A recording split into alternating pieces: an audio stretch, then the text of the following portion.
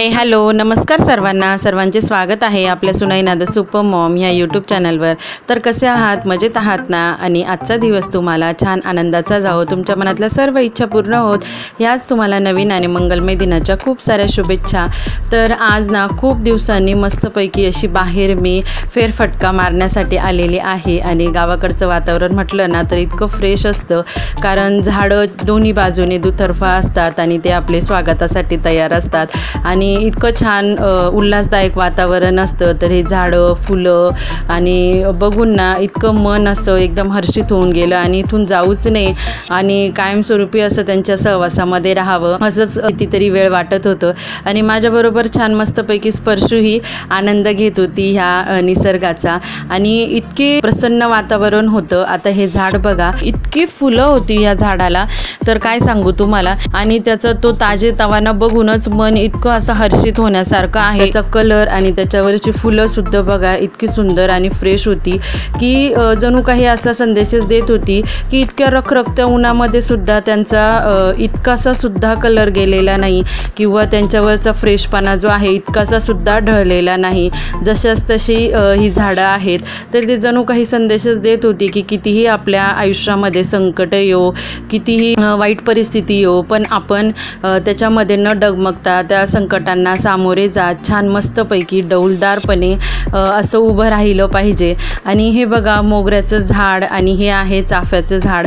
तर ह्या झाडांपासून जाताना सुद्धा एवढा सुगंध दरवळत होता, म्हणजे चालतानाच इतकं छान वाटत होतं की तेवढा आजूबाजूचा सगळा परिसर त्या सुगंधाने छान मस्तपैकी दरवळलेला होता।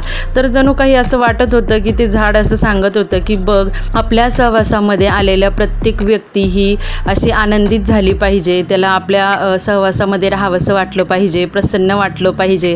तर असा जणू काही ते मला संदेशच देत होते आणि इतकं छान वाटलं।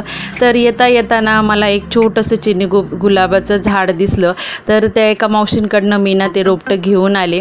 तर मग म्हटलं चला आपण चिनी गुलाबच्या झाडाची लागवड करू।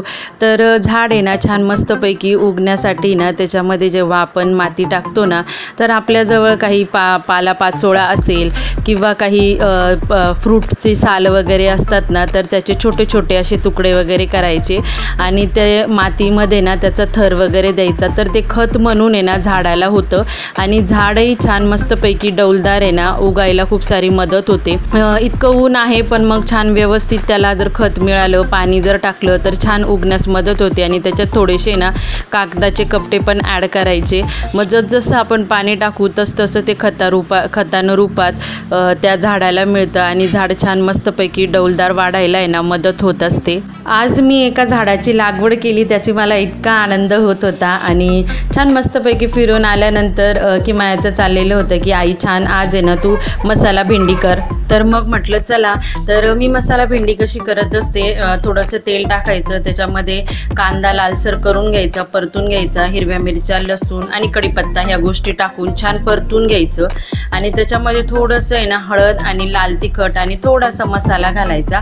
आपला घरचा मसाला असेल तरी त्यामध्ये भेंडी वगैरे टाकून छान परतून घ्यायचं आणि वरतून मीठ घालायचं। आता सगळ्यात महत्त्वाचं म्हणजे बऱ्याच जणांची भेंडी ना ही थोडीशी चिकटसर होत असेल, तर त्याच्यासाठी एक छोटीशी मी किचन टिप सांगणार आहे। अशी भेंडी सगळी व्यवस्थित परतून झाली की त्याच्यावर झाकण ठेवायचं, एक 5 ते 7 मिनटं झाकण ठेवलं की लगेचच ती भेंडी शिजते आणि त्याच्यानंतर त्याच्यावरचं झाकण काढायचं आणि 5 मिनटं पुन्हा कमी गॅसवर विदाऊट झाकण छान मस्तपैकी परतत ठेवायची। भेंडी अजिबातही चिकट होईलाही खूप छान लागते आणि आपल्याला खातानाही म्हणजे असं चिकट वगैरे होत नाही। त्यानंतर ना अजून एक मी तुम्हाला किचन टिप सांगणार आहे की जेव्हा कधी ना आपण मेदूवडे बनवतो, भजी बनवतो किंवा कधी पापड पाववडे वगैरे आपण बऱ्याचदा घरी बनवत असतो, बरोबर आहे की नाही?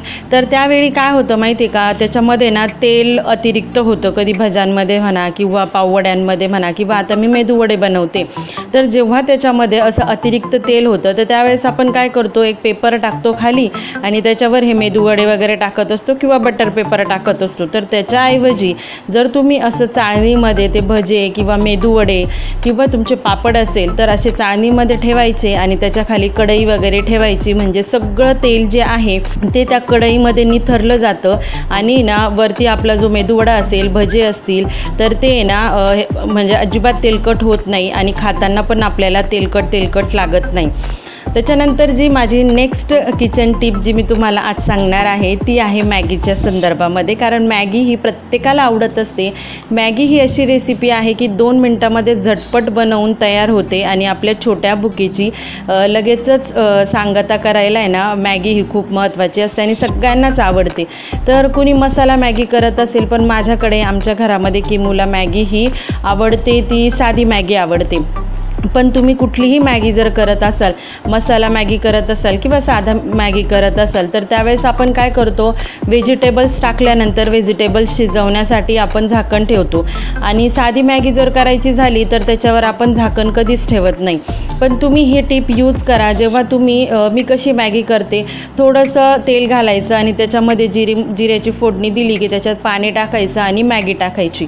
पण त्याच्यानंतर पाणी टाकल्यानंतर जेव्हा आपण मॅगी टाकतो तर त्यावेळेस जेव्हा मॅगी शिजत येते ना, तर तेव्हा 5 मिनटं आहे ना त्या मॅगीवर झाकण ठेवायचं। जेव्हा आपण झाकण ठेवतो ना तर त्यावेळेस आहे ना मसाला हा छान मॅगीला लागतो आणि मॅगी जी आहे ती चवीला खूप सुंदर लागत असते। तर एकदा ही टिप तुम्ही नक्की करून बघा। आणि अजून एक महत्त्वाची गोष्ट, आता सध्या ऊन खूप वाढलेलं आहे, इतका उन्हाळा वाढलेला आहे, इतकं ऊन वाढलेलं आहे की अक्षरशः ते आपल्या अंगाला भेटतं। जेव्हा आपण कधी बाहेरून येतो तर त्यावेळेस आहे ना आपलं शरीर पूर्ण असं गरम होऊन जातं आणि आपल्या जीवाची पूर्ण लाही होऊन जाते। तर अशा वेळी आपल्या शरीरातून जेव्हा आपल्याला उष्णता काढायची असते त्यावेळेस काय करायचं, अशी कोरफड घ्यायची, तिच्या बाजूचे जे काटे असतात ते काढून टाकायचे आणि वरची साल पण काढून टाकायची आणि हा कोरफडीचा मधला जो गर असतो तो आपल्या हातांवर, पायांवर म्हणा किंवा तळपायांवर म्हणा असा थोडासा आहे ना त्याची ना मसाज करायची। जसजशी तुम्ही मसाज कराल तसं आपल्या शरीरातली उष्णता पूर्ण निघून जाते आणि ना आपल्याला असं थंडावा वाटतो। जरी आपण फॅन खाली बसलो तरी पण आपल्याला तितकंसं थंडगार वाटत नाही। तुम्ही एकदा कोरफड अशी अंगाला मॉलिश करून लावून बघा, एकदम शरीर थंड झाल्यासारखं वाटतं। आणि जर तुम्हाला डिटॅन व्हावं असं किंवा टॅनिन आपल्या हातांवरचं जावं असं जर वाटत असेल तर थोडीशी हळद घालायची आणि पुन्हा अशा पद्धतीने ती आपल्या हातांवर, पायावर अशी रब करायची। त्याने आपल्या शरीरावरचं टॅनिन सगळं निघून जायला सुद्धा मदत होते आणि प्लस आपल्या शरीरामध्ये थंडावा किंवा गारवा येण्यास मदत होते। तर ह्या आजच्या काही टिप्स होत्या किंवा आजचं जे काही माझं थोडंसं मॉर्निंग फेरफटका होता तो मी तुमच्याबरोबर शेअर करण्याचा प्रयत्न केलेला आहे। तर आजचा व्हिडिओ इथेच थांबवते। व्हिडिओ आवडला की नाही ते मला कमेंटमध्ये नक्की सांगा हं। आणि बघा, जेव्हा आपण पूर्णपणे फ्रेश होतो तर त्यावेळेस हातांचा रिझल्ट आणि फ्रेशनेससुद्धा। पुन्हा भेटू एका नवीन व्हिडिओमध्ये, तोपर्यंत बाय बाय, टेक केअर।